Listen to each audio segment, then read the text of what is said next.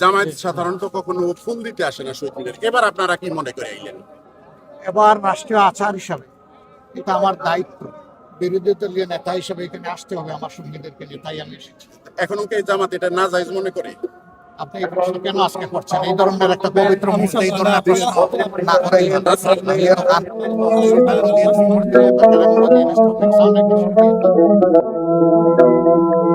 মাহাদে পড়িয়া বাগা কান্দে ধান বসাইতে হাঁদিরে ভাই উটি মাছ দিয়া ওরে মাছের লোভে বোকা বাগা পরে উড়াও দিয়া রে হাঁদে পড়িয়া বাগা কান্দে রে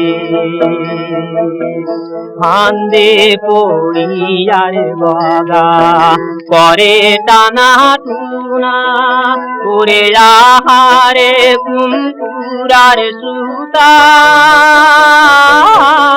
হলু লোহার গুনারে হাঁদে পড়িয়া